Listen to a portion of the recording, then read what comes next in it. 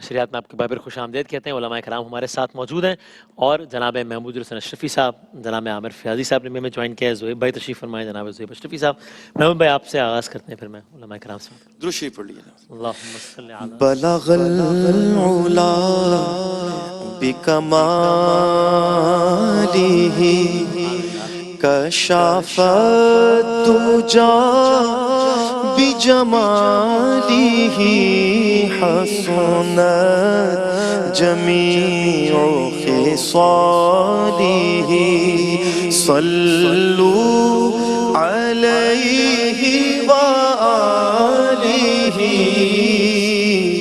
جسے چاہا در پہ بلا لیا جسے چاہا اپنا بنا لیا یہ بڑے کرم کے ہیں فیصلے یہ بڑے کرم کے ہیں فیصلے یہ بڑے نصیب کی بات ہے صلو علیہ وآلہ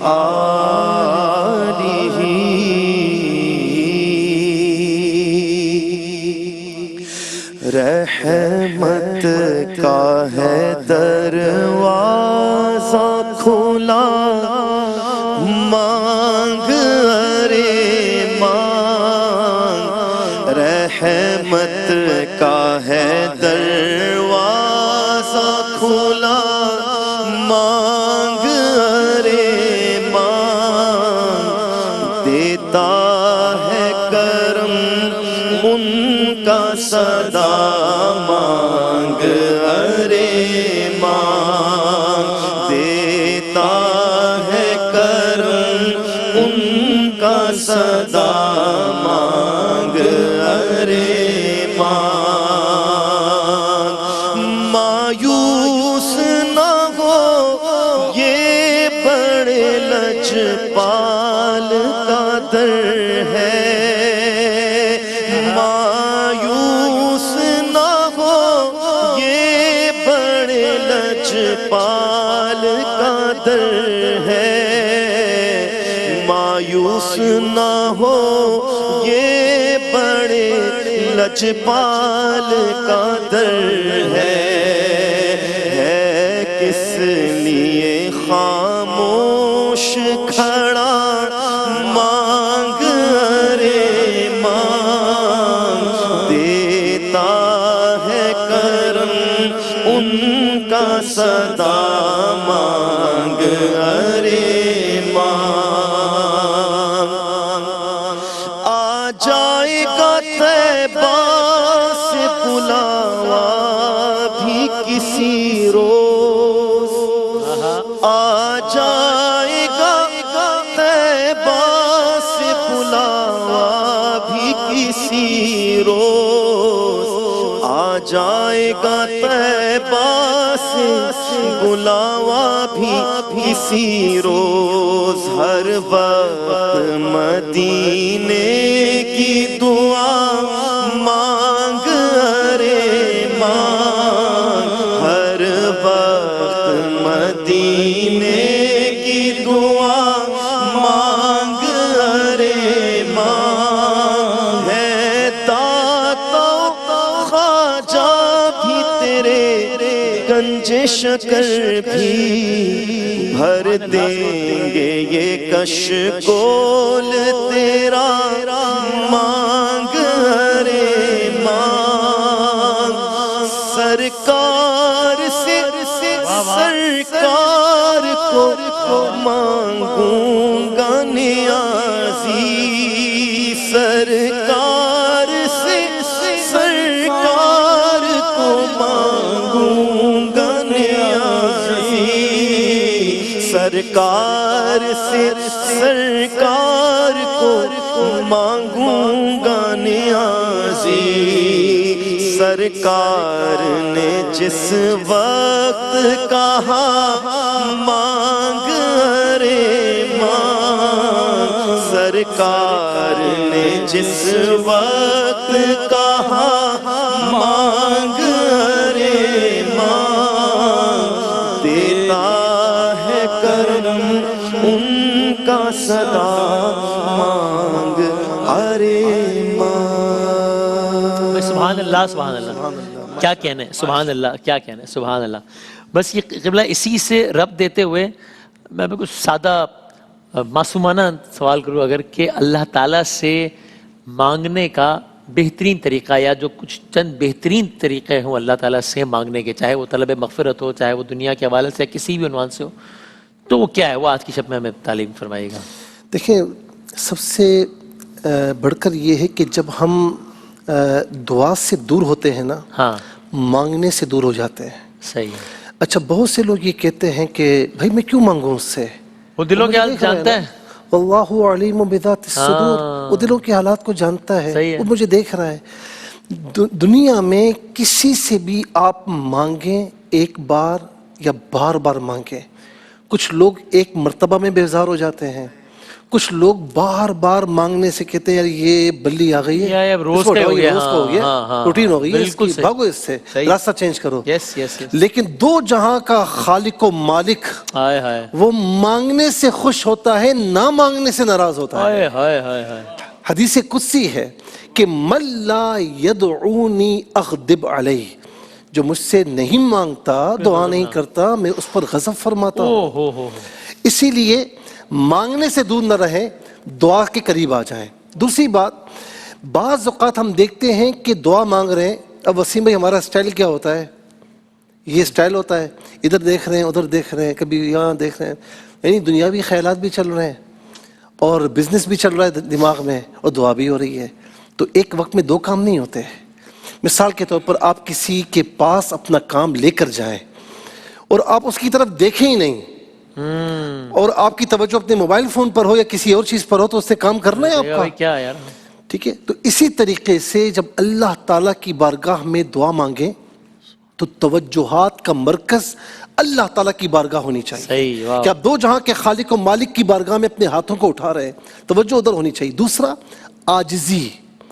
عاجزی کے ساتھ مانگیں، اس کی بارگاہ میں انکساری کریں، کیونکہ میں نے یہ حدیث پاک میں پڑھا کہ حدیث قدسی میں اللہ رب العالمین فرماتا ہے کہ میں ٹوٹے ہوئے دلوں کو پسند کرتا ہائے ہوں۔ ہائے جو جتنا آہوزاری کے ساتھ، ابھی کبھی غور کیا آپ نے عرفات میں کیا حال ہوتا ہے؟ جی جی جی۔ تو وہاں پر یہ لکھا ہوا ہے عرفات کے میدان کے اعمال میں کہ اگر ہو سکے دھوپ لینے میں کوئی حرج، یعنی آڑ لینے میں یا چھاؤں لینے میں حرج نہیں ہے، لیکن ہو سکے تو آپ چھاؤں بھی نہ لیں، کڑی دھوپ کے نیچے کھڑے ہوں۔ جتنا آہوزاری ہوگی، جتنی بے بسی ہوگی، اللہ تعالیٰ اسے پسند فرمائے گا، اس کی مغفرت فرمائے گا۔ تو عاجزی ایک شرط ہے۔ اور تیسرا، یہ نہیں کہ دعا آپ اوپری زبان سے مانگ رہے ہیں یا دیکھ دیکھ کر رٹے رٹائے جملے مانگ رہے ہیں، ایسا نہیں ہونا چاہیے۔ دل کی بات اللہ تعالیٰ کی بارگاہ میں پیش کریں، دل کی بات۔ یعنی میں اگر اپنا مدعا آپ کی خدمت میں عرض کر رہا ہوں اور میں ایک لیٹر لکھ کر لایا ہوں اور میں پڑھ پڑھ کے آپ کو سنا رہا ہوں یا موبائل سے پڑھ پڑھ کے سنا رہا ہوں، تو آپ بولے کہ یہ دل کی بات نہیں کر رہا، یہ دل کی بات نہیں کر رہا۔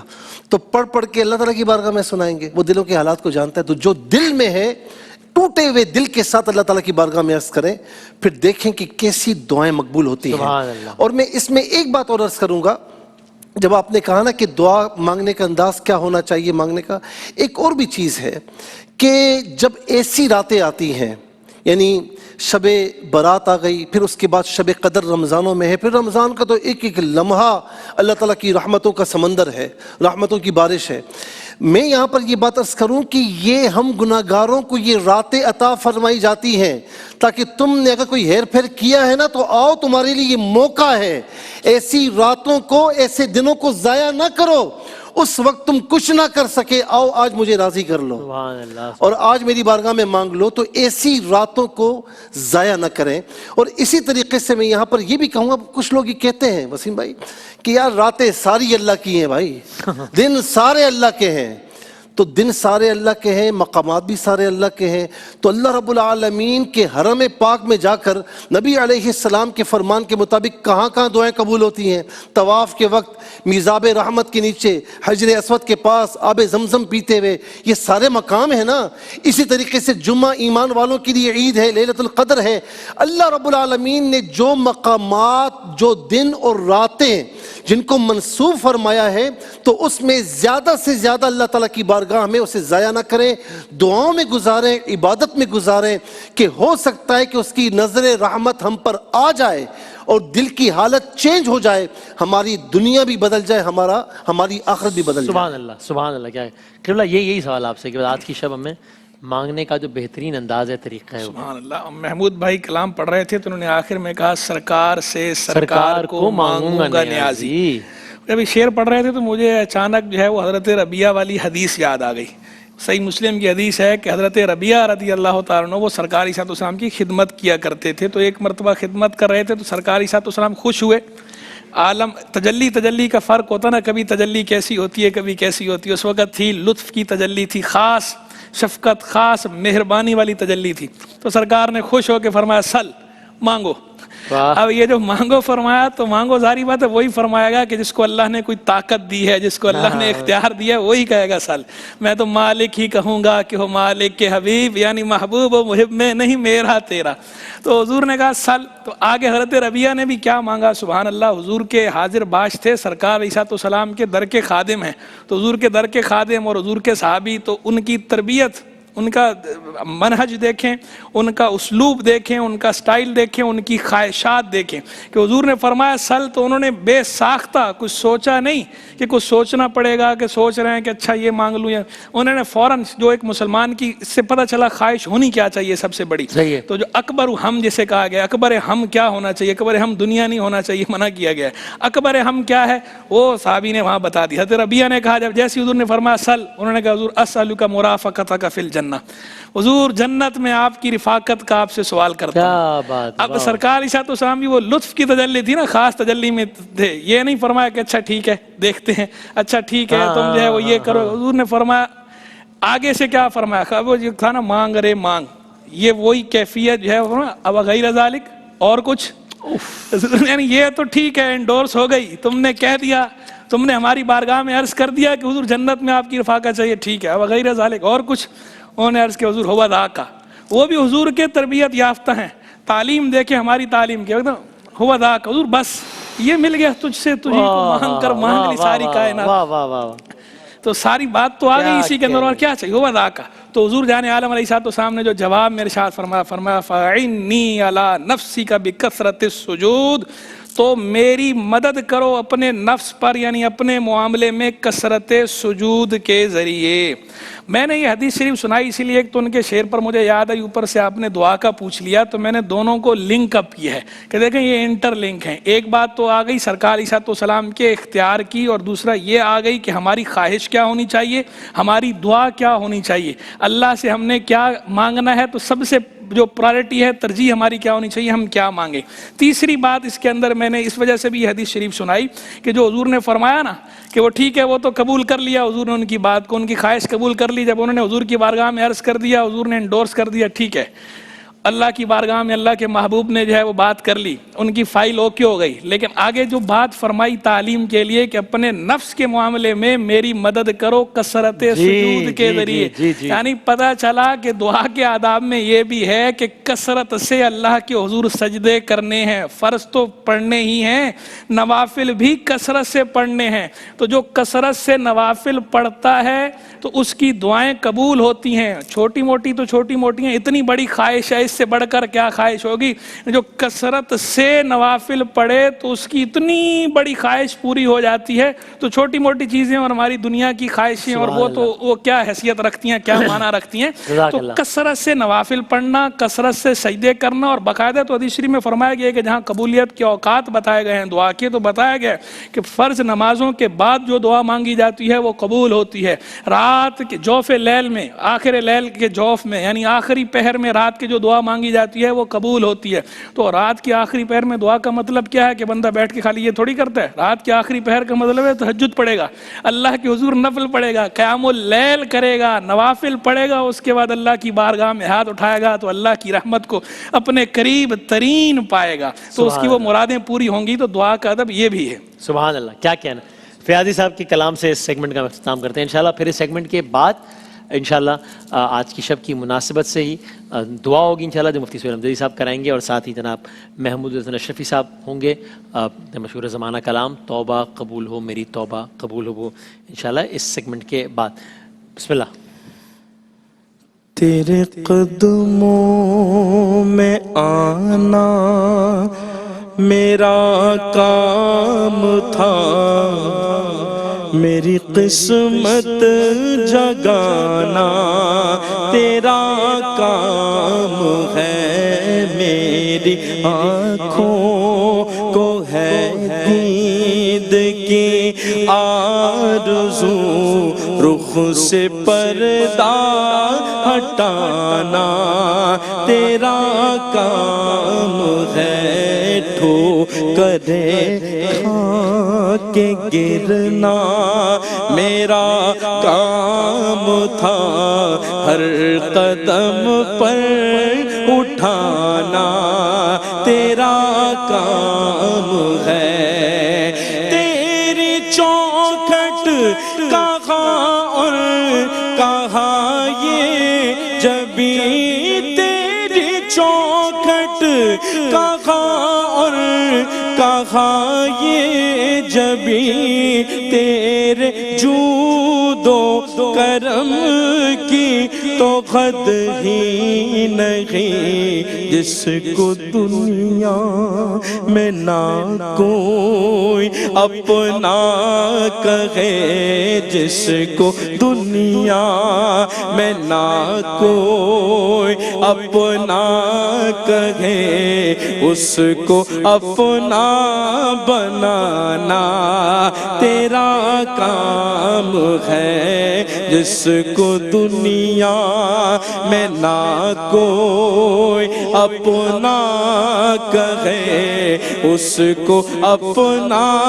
بنانا تیرا کام ہے.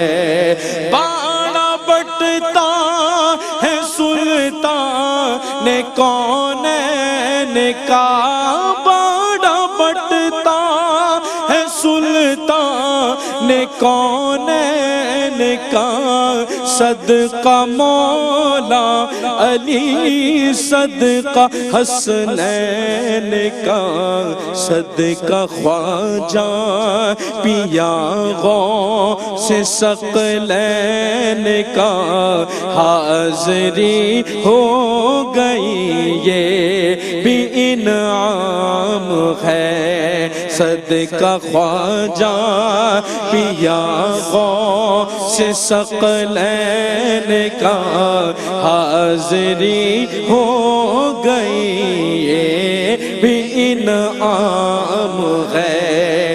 ظلم جانو پہ جب بے بغا کر لیے, ظلم جانو پہ جب بے بغا کر لیے, فرد اسیا شاہ حد سے جب بڑھ گئے, تیرے مجرم تیرے در پہ حاضر ہوئے, تیرے مجرم تیرے در پہ حاضر ہوئے, اب انہیں بخشوانا تیرا کام ہے, تیرے مجرم تیرے در پہ حاضر ہوئے, اب انہیں بخشوانا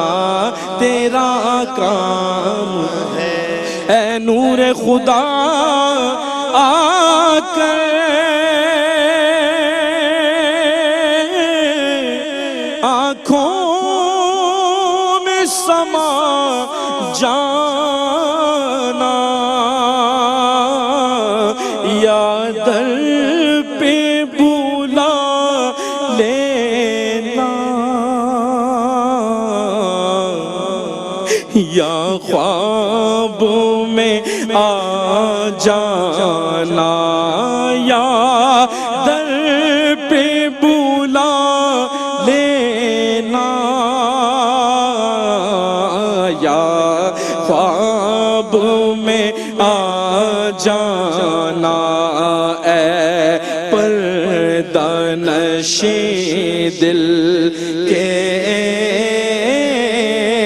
پردے میرا کرنا جب وقت نزاع آئے سب کو دیدار عطا کرنا میں قبر اندھیری میں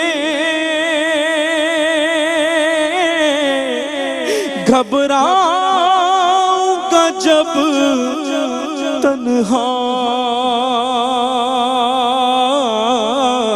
امداد میری کرنے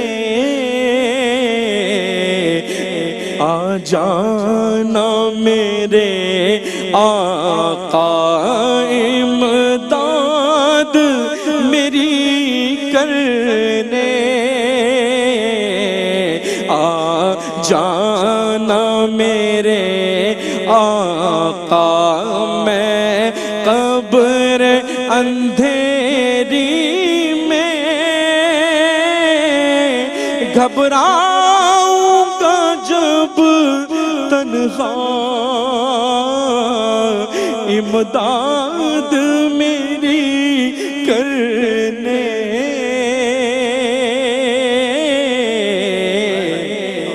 آ جانا میرے آقا روشن میری تربت کو